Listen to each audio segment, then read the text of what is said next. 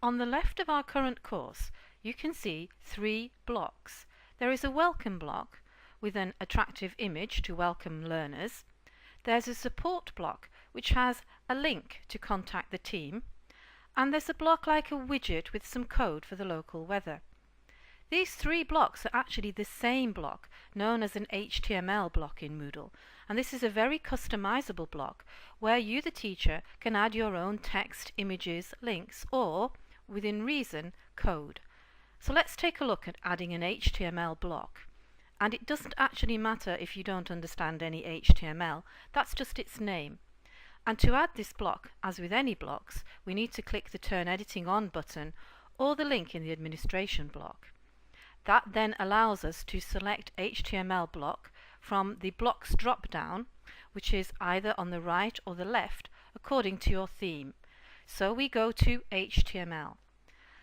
As you can see, because we've added 3 blocks, there isn't a limit to the number of HTML blocks you can add to your course page, unlike some other blocks which can only be added once.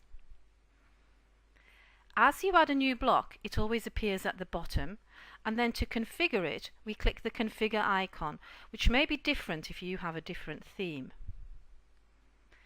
And then, as you can see, we're presented with Moodle's text editor, the tiny MCE text editor, which we are familiar with, and so we can give it a title.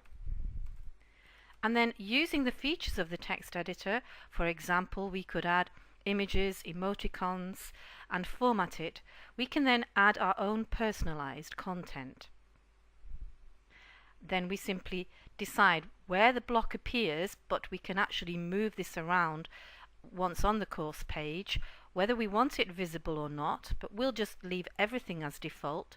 Click Save the Changes and see how we've made a customizable HTML block.